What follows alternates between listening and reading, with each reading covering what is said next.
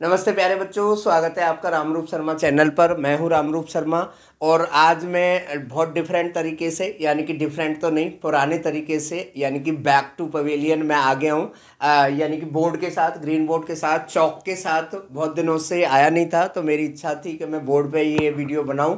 और ये video board की आपने बहुत ज़्यादा सराही है, बहुत ज़्यादा प्यार दिया है, बहुत ज़्यादा सब्सक्रिप्शन मेरे आए, तो मैं दोबारा से इस पर आ गया हूँ। देखिए, बहुत मेन टॉपिक है, बहुत हॉट टॉपिक है, बहुत ही क्रूशियल टॉपिक है और बहुत ही ऐसा टॉपिक है कि बच्चे पास तो हो गए पर अंदर से फीलिंग नहीं आ रही बच्चों को। और ख़ास तौर पे मैं भी बड़ा दुखी हूँ भाई। मेरे प्यारे प्यारे बच्चे, यानी कि जिन्होंने बेइंतहा मेहनत की थी, यानी कि जिसे कहते हैं ना डिवोटेड हार्ड वर्क किया था, उनके लिए कहीं थोड़ी सी टीस रह गई है। जैसे टीस कहते हैं ना, मतलब खट्टी मीठी टीस। पास हो गए, अच्छे भी नंबर आएंगे ही आएंगे, लेकिन वो मज़ा नहीं आया जो मैं अपने कलम से 98 लिख के लाती या लाता, या मैं अपनी कलम से मेरे 99 होते या 100 होते, या मेरा रिजल्ट अखबार में आता है, या मैं सर को बताती या बताता कि सर मेरे देखो 99 आए। ठीक है ना, तो वो चीज़ कहीं कमी रह गई है, अंदर से नहीं आ रहा है कुछ। लेकिन कोई बात नहीं बच्चों, ये सबके लिए है। और आप सोचो, यहाँ पर हर कोई धराशायी है। बोर्ड तो क्या, गवर्नमेंट तो क्या, स्टेट गवर्नमेंट तो क्या, एजुकेशन मिनिस्टर तो क्या, मैं तो क्या और आप तो क्या, और पेरेंट्स भी। चलिए मैं टॉपिक की तरफ चलता हूँ। अब माइंड में चल रहा होगा हमारे में ये चल रहा होगा कि भाई मार्कशीट कैसे बनाएंगे ये लोग।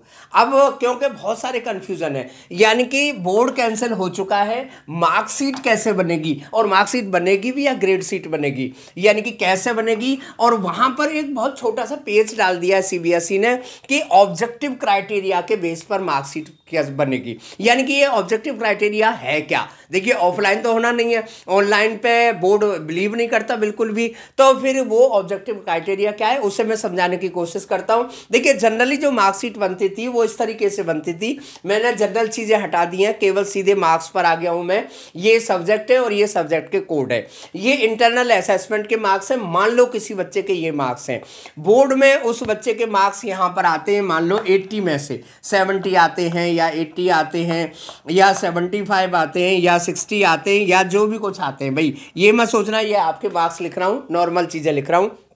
टोटल होता था, यहाँ पर आपका टोटल हो गया, सपोज करिए ये 89 हो गया, और ये 100 हो गया, और ये हो गया भाई 83, 93 हो गया, सॉरी, है ना। और ये हो गया 79, और ये हो गया जी 98। इस पर ग्रेड लग गए, सपोज करिए यहाँ A1 लग गया, यहाँ पर A2 लग गया, और यहाँ पर मान लो फिर A1 और फिर A1 और B1 लग गया। ध्यान रखना है, ग्रेड का अलग फंडा है, और वो मैंने वीडियो डाली हुई है। 1/8 का रूल इस पर होता है। तो ये नॉर्मल मार्कशीट होती थी पिछले 2 सालों से सीसी के बाद में। लेकिन अब क्या होगा, ये तो मार्क्स है ही नहीं, यहाँ पर तो ये चला गया जी ऑब्जेक्टिव क्राइटेरिया। अब देखिए, मैं आपको बताता हूँ कि ऑब्जेक्टिव क्राइटेरिया क्या होगा। ऑब्जेक्टिव क्राइटेरिया सीधा कुछ इस तरीके से होगा कि वो कहेंगे जी ऑब्जेक्टिव क्राइटेरिया के पास हमारे लिए केवल इंटरनल असेसमेंट है। या तो एक चीज़ हो सकती है कि वो स्कूल वालों को दोबारा एक लिस्ट भेजें कि भाई तुम अपने मार्क्स अपने अकॉर्डिंग दे दो, क्योंकि टीचर ज़्यादा अच्छे से जानता है बच्चों को जो उन्होंने पूरे साल उनके लिए। अब पूरे साल भी उन्होंने कुछ नहीं लिया, ऑनलाइन ही लिया है, ठीक है ना। तो ये तो एक चीज़ हो सकती है। या दूसरी चीज़ ये हो सकती है कि ये अगर किसी बच्चे के 19 और 20 मार्क्स हैं तो उसको पूरे मार्क्स दे दिए जाएं, 18 मार्क्स हैं तो उसको 90 दे दिए जाएं। इस तरीके से दिए जा सकते हैं, लेकिन ये भी इलॉजिकल होगा भाई। क्योंकि देखिए, ये कोई ज़रूरी नहीं है कि अगर किसी बच्चे के इंटरनल में 20 नंबर है तो उसके बोर्ड में 80 ही आएंगे, बिल्कुल ज़रूरी नहीं है। अगर किसी बच्चे के इंटरनल में 19 है तो उसके 80 नहीं आएंगे, ये भी कोई ज़रूरी नहीं है।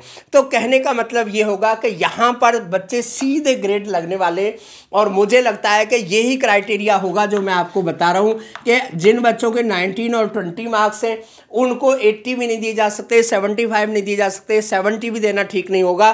तो ये यहाँ पर ग्रेड लगेगा सीसी सिस्टम की तरह से, यानी कि यहाँ पर सीधा ग्रेड लगा दिया जाएगा कि इसको A1 दे दो, इसको A1 दे दो, इसको A2 दे दो, और इसको A1 दे दो, और इसको A2 दे दो, और फिर यही ग्रेड आपके यहाँ पर आ जाएंगे और मार्कशीट बन के तैयार। और इसका नाम रख जाएगा ग्रेड शीट, नाम कुछ भी रखें, कुछ इस तरीके से मार्कशीट बनने वाली है। अच्छा, यहाँ पर एक कन्फ्यूज़न और क्लियर कर दूँ आपके लिए कि ये जो रिजल्ट है ये तो भैया छप गया सबका, तो कॉन्ग्रेचुलेसन सबके लिए, क्वालिफाइड तो सबका छप गया।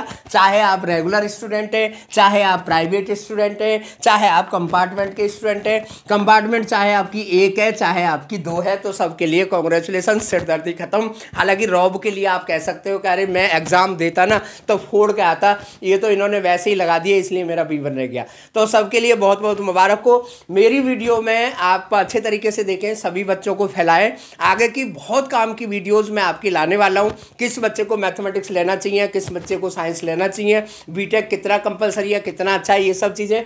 चैनल को सब्सक्राइब जरूर करते रहिए। बच्चे दोबारा बोर्ड पे आया हूँ आपकी डिमांड पर। बहुत सारे बच्चों के कमेंट थे कि सर आप बोर्ड पे पढ़ाओ, बोर्ड पे आओ, तो बोर्ड पे आ रहा हूँ और फिर कंटेंट्स भी लेके आऊँगा और फ्रेशर्स बैच के लिए लेके आऊँगा। यहाँ पर एक चीज़ और सुनते जाइए।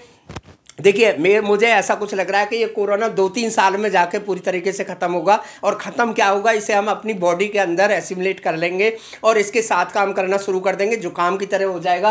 तो बैठे मत रहना। ऐसा ना हो कि आपकी एज 15 साल से 19 साल हो जाए और आप 10वीं 11वीं 12वीं कर रहे हो, एग्जाम कभी भी ना हुए हो। आप तुरंत जो है ना काम करते रहिए। अनअकैडमी पे जुड़िए। अनअकैडमी की एक वो है कैटेगरी है जिसका नाम है जेई मेंस, जेई नीट और फाउंडेशन NTSC। वहाँ पर जुड़ जाइए, मेरे साथ जुड़ जाइए, मैं आपको वहाँ पर जोड़ ही दूंगा। लगातार पढ़ते रहिए। 3-4 साल बाद आप लोगों की बहुत ज़रूरत पड़ेगी, गवर्नमेंट को भी और सभी एजुकेशन सिस्टम को भी। Thank you so much and all the very best.